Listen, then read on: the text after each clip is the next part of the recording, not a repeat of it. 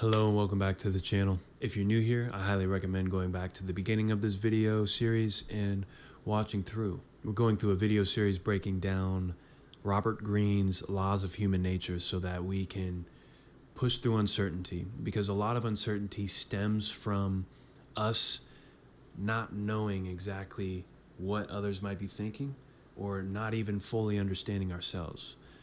And I'm on this YouTube journey to really push through that wall, not necessarily push through the wall, but use the wall of uncertainty as motivation to tackle it, because I truly believe that the only way out of something is through, or in other words, the solution to a problem usually lies within the problem. So thanks for being here, and if you have continued to watch these videos and you're back, welcome back. And today we're breaking down the second segment of the Law of Irrationality from Robert Greene's Laws of Human Nature. Short-term bias, escaping the now trap. And in the introduction, we're basically talking about how we're the prisoners of the present, right? Robert Greene argues that one of the deepest forms of irrationality is our inability to see beyond the moment. He states we are governed not by long-term plans, but by the emotions of the present. This is the short-term bias, the human tendency to chase immediate gratification or relief, even when it undermines future stability. In times of uncertainty, this bias becomes especially dangerous. Fear pushes us to seek quick safety. Greed tempts us with instant gain. And anxiety clouds our inability to weigh the costs of tomorrow. The rational path requires resisting the gravitational pull of the present. Greene describes several ways this bias distorts judgment. One is impulsive decisions, choosing relief now and pain later, versus choosing pain now so that we can be relieved later in the long run. Reactive leadership is number two. Politicians chasing approval in the next election cycle, neglecting structural reforms. We see it every time there's an election. Congressmen, senators, you get my drift. Number three is tunnel vision. Crisis narrowing focus so severely that broader consequences disappear. Number four is emotional urgency, acting as if delay equals disaster, when in reality, patience would yield better outcomes. The irrational mind is ruled by urgency. The rational mind plays the long game. Some modern examples of short-term bias would be these four things. One, panic buying and scarcity hoarding. At the start of the COVID-19 pandemic, millions hoarded toilet paper and groceries. The short-term relief of being prepared created long-term shortages, amplifying collective stress. Number two is political quick fixes. Leaders often prioritize policies that win fast headlines, stimulus checks, subsidies, symbolic reforms, while deferring difficult long-term decisions like debt management or structural innovation. Number three is personal finance tips. High-interest credit card debt thrives on short-term bias. The emotional comfort of buying now obscures the compounding costs later. In other words, printing money and then inflation, right? Number four, markets and herds. Investors often chase bubbles.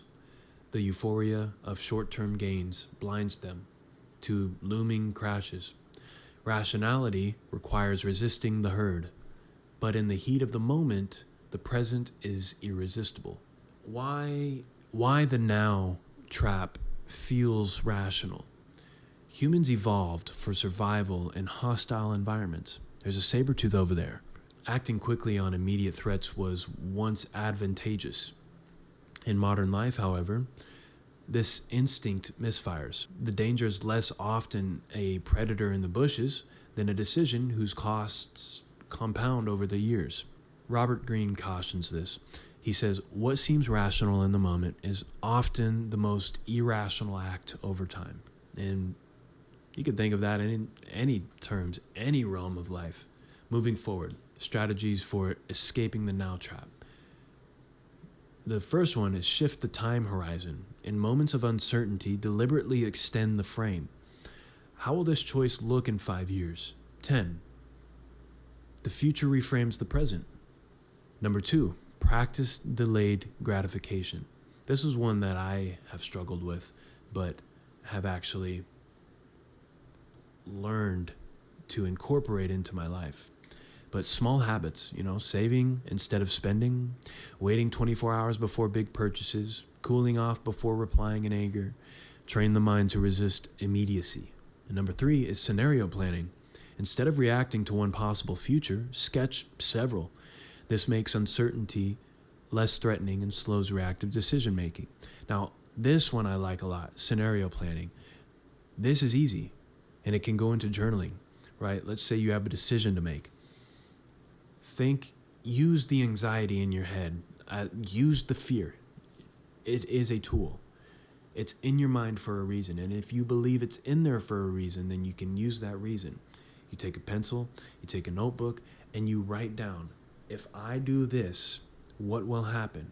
What is the worst thing that happens? And write out the worst thing. No matter how negative it is, write the most negative thing out and go with it. Because if you go with it and you write it all out, you look at it and you're like, that's not what I want. And then you go to the next best thing and keep going. And it takes time, right? It takes time away from the phone, it takes time away from watching TV, but it makes you responsible and it allows you to have clarity. Number 4, measure costs over time. Whenever a choice offers quick comfort, calculate its cumulative cost. Debt, health neglect, or broken trust rarely hurt all at once. They accumulate over time. Don't leave things in the fog, right? If you have things building up, you need to get them out. Whether it's therapy, talking to a friend, or speaking with the person you need to speak to about something. Number 5, remember, be anchored in your principles. Don't panic. A guiding principle, liberty, integrity, prudence, outlasts moods, right? Think liberty. Well, I'm free to do what I want in this reality. I am free to say what I want. I am free to have guns. I am free to, think about that, right? You get the point. Integrity, not bringing other people down because you're down or putting somebody else down because they're down. No, have integrity. Don't embarrass yourself. Think about, what are my principles? What do I usually stand by? Who am I showing other people? A version of myself who no longer exists, or the person I am choosing to be in the future, 5, 10 years from now? And then prudence. It's all right to be prude every now and then. When uncertainty clouds vision, just return to principle as your compass, and that'll usually guide you in the right way. The rational ideal amid uncertainty. Rationality does not mean ignoring the present. It means resisting the tyranny of the present. Greene's law reminds us the rational mind sees beyond the moment to the larger pattern. To move forward amid uncertainty, the task is to discipline the impulse for immediate relief and act in alignment with longer arcs of meaning and consequence. Let me say that again. To move forward amid uncertainty, the task is to discipline the impulse for immediate relief and act in alignment with longer arcs of meaning and consequence.